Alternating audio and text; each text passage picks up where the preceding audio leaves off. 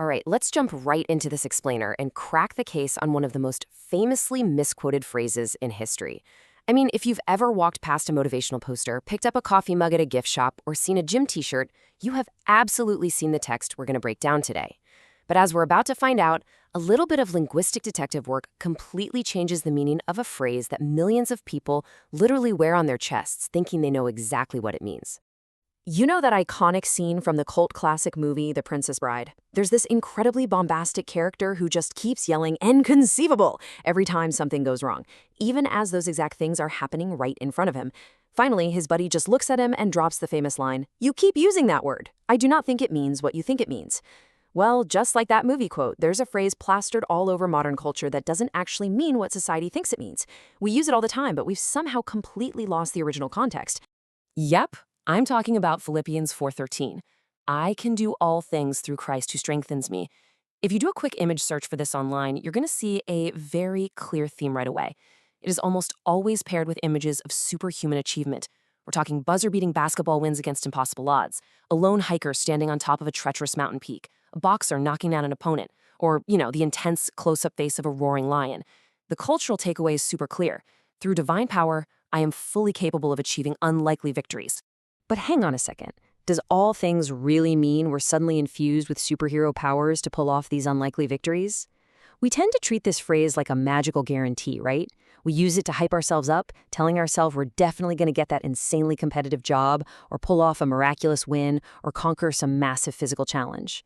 We essentially think it means I can achieve absolutely anything. But it's time to actually play detective here, because simply changing our perspective on just one or two words changes the entire ballgame. Well, here is our very first major clue. When you put the classic King James translation right next to the New International Version, something jumps out. The King James says, "I can do all things," which is exactly where we get all those t-shirt slogans. But check out the New International Version. It makes this incredibly subtle yet completely massive shift. It says, "I can do all this through him who gives me strength." Just comparing these two, that single tiny word shift from things to this points us directly backwards. It begs the question, what exactly is the this that the author, Paul, was actually talking about in the lines right before it? And the context here is absolutely wild. When we read the text immediately leading up to Philippians 4:13, we find out Paul wasn't flexing about winning battles or climbing mountains at all. He was actually writing a letter to early Christians in Philippi to thank them for their support. And in it, he assures them that he's learned a profound secret. He says he's figured out how to be totally content no matter the circumstances.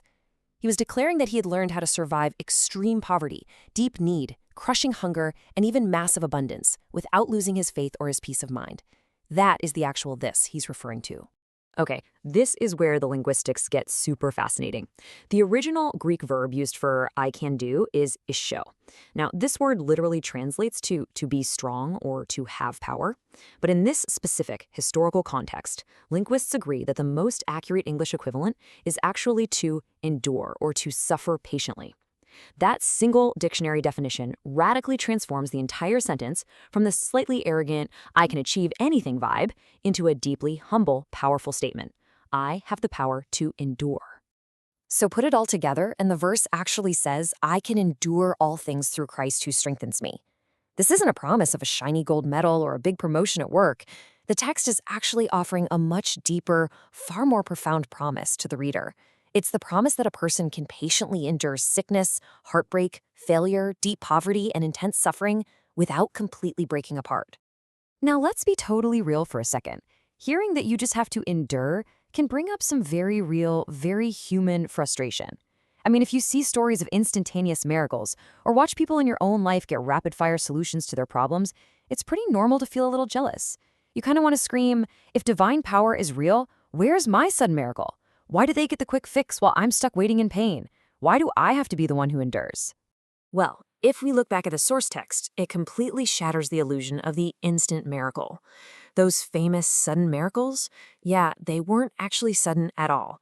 They were the eventual result of agonizing, long-term endurance. Take the Canaanite woman. Before her miracle, she had to endure being ignored, treated as totally insignificant, and straight up insulted. The bleeding woman, she endured a painful, isolating condition for 12 long years before finding healing. And the layman at Bethesda had to endure his infirmity for a staggering 38 years. These weren't quick fixes. They were the absolute definition of endurance. And honestly, the most extreme example of this has gotta be the story of Lazarus. Even Lazarus had to endure death for 3 whole days. Just think about that weight. That was 3 deeply painful, excruciating days for his sisters, Mary and Martha. They had to sit there and endure grief, doubt, and what looked like a massive, permanent failure before the miracle finally showed up. So what is the point of all this waiting? According to the text, the reason for the endurance is simply for a much greater glory. Every single miraculous resolution in these historical narratives, whether it took 3 days, 12 years, or almost 40 years, ultimately served a massive divine purpose. Every situation that kicked off with deeply unfair, agonizing earthly pain eventually ended in a massive declaration of heavenly power. The endurance wasn't just some random accident, it was actually the required pathway to get to the purpose. But seriously, how is anyone supposed to actually carry that kind of weight? To understand that, we need to dig into a 14th century Middle English translation called the Wycliffe Bible. It translates our focal verse like this: I may all things in him that comforteth me. Now, wait a minute. Comforteth? Like a cozy blanket? How does being comfortable give you the power to endure extreme poverty or deep suffering? That doesn't make any sense, right? To answer that, we have to trace the word comfort all the way back through history, because its meaning has completely devolved over the last millennium. Today, we think of comfort as physical ease, mashed potatoes, memory foam pillows, or taking an aspirin to block the pain. But if we trace it backward through 14th century French and Old French, we eventually hit its original Latin roots: calm, meaning together, and fortes, meaning strength. Comfortis, together, strength. I mean, wow, that completely rewrites the whole narrative, doesn't it? When these ancient texts talk about divine comfort, they aren't saying that some higher power is just going to act as a cosmic pain barrier to magically turn off your suffering. It means that power is standing right there beside you in the trenches, infusing you with a fierce, shared, together strength. The text is basically saying you don't have to drag yourself through the mud entirely alone. The whole concept of Emmanuel, which translates literally to God with us, shifts the entire focus. The endurance isn't framed as relying on your own gritty willpower. It's about drawing on the shared strength of a presence that is actively enduring the hardship right alongside you.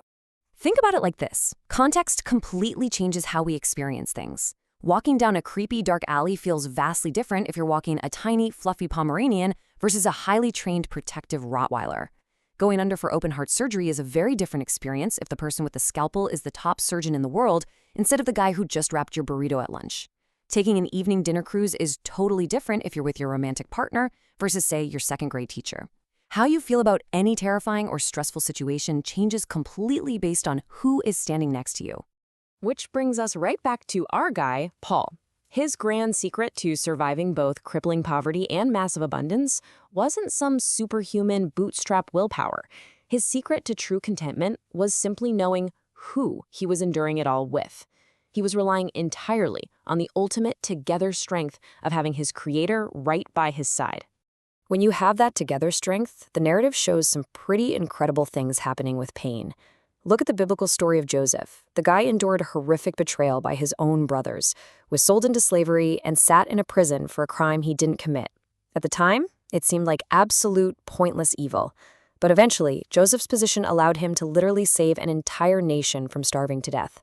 What was meant for absolute evil was eventually flipped and used for absolute good. Once you grasp this concept, it really forces you to ask a tough question about your own life. Is the heartbreak, the total failure, or that brutal waiting period you are currently dealing with actually just a hidden setup for a greater purpose you can't even see yet? What if that total dead end you just hit is actually a necessary detour? What if that fiercely closed door isn't preventing you from success, but is actually actively protecting you from something else? Because the source texts describe a divine plan rooted in an enduring love. But we are definitely not talking about a fluffy Hollywood rom-com kind of love that bails the second things get hard. We're talking about a fierce, gritty love, a love historically associated with Gethsemane, Calvary, whips, and thorns. The biblical narrative claims that individuals are literally never asked to endure anything that this divine love hasn't already endured itself. From the text perspective, this is proof that the ultimate plan behind suffering is driven by deep mercy and compassion for our long-term benefit. So let's tie all of this together. Based on these texts, endurance isn't some cruel punishment. Instead, it's actually a deeply necessary journey. The narrative tells us that endurance reveals a greater intention. It shows us that getting through it is entirely possible because you have that comforters together strength. It's what allows a person to project genuine, almost baffling contentment in totally terrible circumstances. And ultimately, the text presents it as the necessary path to receive the promised crown of life. If we finally ditch the whole achieve everything t-shirt slogan and embrace the much deeper truth of enduring everything with together strength, we actually prepare ourselves for the finish line. We prepare ourselves to one day confidently echo Paul's final, triumphant declaration: I have fought the good fight, I have finished the race, I have kept the faith. Notice, he didn't say he magically won every single physical battle. He said he faithfully endured the race. I want to leave you with a really thought-provoking question to chew on today as you face your own trials, your own waiting periods, and your own seemingly impossible mountains. If you truly knew the beautiful, ultimate purpose behind your current struggle, if you knew for a fact it would eventually bring about something glorious and profoundly beneficial, how would it completely change the way you endure it right now? Thanks so much for diving into this explainer with me, and I hope you walk away today with a brand new sense of together strength.